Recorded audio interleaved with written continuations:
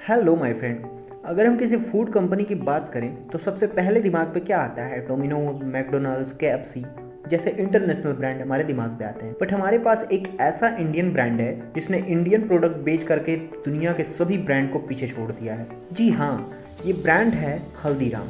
हल्दीराम की शुरुआत बीकानेर के एक छोटी सी दुकान से हुई थी और अब यह वर्ल्ड के 80 से अधिक कंट्रीज में अपने प्रोडक्ट बेचने वाला सबसे बड़ा स्नैक सेलर बन गया है। हल्दीराम एक ऐसा नाम है जिसकी शुरुआत राजस्थान के बीकानेर शहर से इसकी स्वादिष्ट भुजिया से हुई थी, लेकिन इसकी शानदार स्ट्रेटजी और समय समय पर नए नए प्रोडक्ट की शुरुआत करना इसे आज एक इंटरनेशनल ब्रांड बना दिया है। यह ब्रांड न केवल डेवलप्ड और एक्सपेंड हुआ बल्कि इसने हमारे दिलों में एक बड़ी जगह भी बनाई।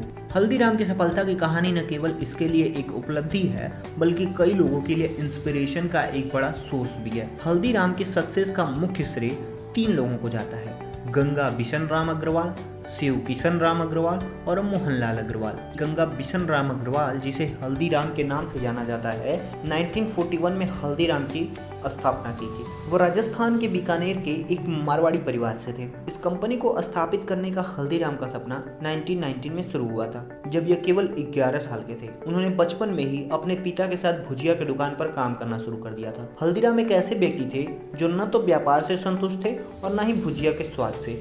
वह एक ऐसी भुजिया बनाना चाहते थे जो बाजार में यूनिक हो। इसे बनाने के लिए उन्होंने अलग अलग मटेरियल की भुजिया बनानी शुरू की। काफ़ी फेलियर के बाद वो एक डिफरेंट टाइप की भुजिया बनाने में सक्सेस हो गए। इस तरह की भुजिया बीकानेर के लोगों ने कभी चखी ही नहीं थी। इसका नाम उन्होंने डोंगर सेव रखा था। हल्दीराम का डोंगर सेव लोगों के बीच में बहुत फेमस हुआ और इसकी बिक्री आसमान छू गई। इस तरह हल्दीराम ने अपना बिजनेस का स्टार्टअप किया। उस वक्त 1960 के दशक में अग्रवाल परिवार 3 शहरों में बटा हुआ था: बीकानेर, कोलकाता और नागपुर। कोलकाता और बीकानेर में उनका कारोबार अच्छा चल रहा था, लेकिन 1960 के दशक में न केवल नागपुर बल्कि पूरे महाराष्ट्र में भुजिया की मार्केट वैल्यू कम हो गई। लोग भुजिया में कोई इंटरेस्ट नहीं रखते थे, इसलिए उन्होंने महाराष्ट्रियनों के भोजन की आदतों के बारे में अधिक जानने का प्रयास किया। उन्होंने मार्केट रिसर्च का एक आयोजन किया जिसे पूरे नागपुर बाजार में सर्वे किया गया। सर्वे के जरिए उन्हें बाजार में 2 बड़े मौके मिले। महाराष्ट्र के लोग तरह तरह के स्नैक्स के बारे में नहीं जानते थे, इस प्रकार वह नए नए स्नैक्स बाजार में पेश कर सकते थे। मिठाइयों के बाजार में भी गैप था और बाजार में इक्का दुक्का मिठाइयाँ उपलब्ध थीं। इस प्रकार वह उन लोगों को अन्य तरह की मिठाइयाँ भी पेश कर सकते थे। अब उन्होंने इस पर काम करना शुरू किया। उन्होंने अपनी फेवरेट काजू कतली बाजार में उतारी, जैसे कि महाराष्ट्र के लोगों के लिए एक नई मिठाई। उन्होंने मुफ्त में सैंपल्स देने शुरू किए। इस स्ट्रेटजी के कारण कुछ ही दिनों में काजू कतली नागपुर में प्रसिद्ध हो गई। लोगों को स्वाद पसंद आया और बिक्री नई ऊंचाइयों पर पहुंचने लगी। इसके बाद उन्होंने बीकानेर और कोलकाता से कई सारी मिठाइयाँ नागपुर में लाई।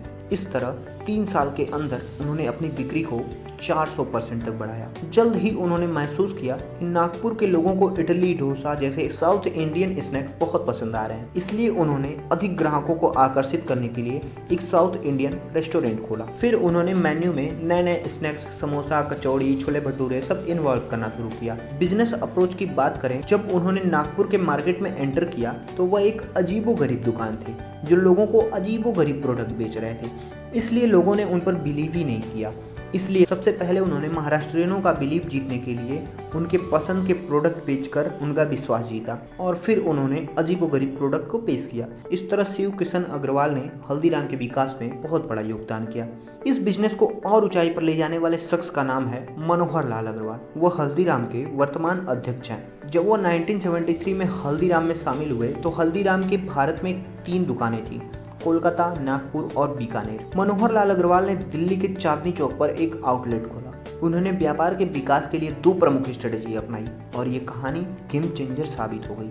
उनकी स्ट्रेटेजी पैकेजिंग को इम्पोर्टेंस देना था। 1990 के दशक के दौरान स्नैक्स कंपनियां अपने प्रोडक्ट को बिना किसी पेपर पैकेजिंग के बेचती थीं।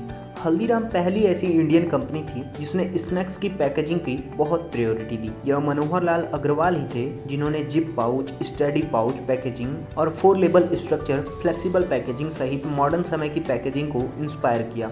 इससे न केवल उनकी ब्रांड की जागरूकता बढ़ी बल्कि ब्रांड को लोगों के बीच बहुत अधिक भरोसेमंद बना दिया। हल्दीराम भीड़ से एकदम अलग खड़ा था। मिठाइयाँ और स्नैक्स के लिए वह अपनी तरह से हर रोज एक नई टेक्निक लाता गया। उनका सेकंड स्ट्रेटेजी था अधिक स्टोर खोलना और और अधिक शहरों में फैलाना। सबसे पहले उन्होंने बड़े बड़े शहरों को टारगेट किया, उसके बाद छोटे शहरों को टारगेट किया। पूरे भारत में स्टोर होने से इसकी पॉपुलैरिटी भारी हो गई और इंक्रीमेंट बहुत ही ज़्यादा बढ़ गई। लोग ब्रांड के बारे में अधिक जानने लगे।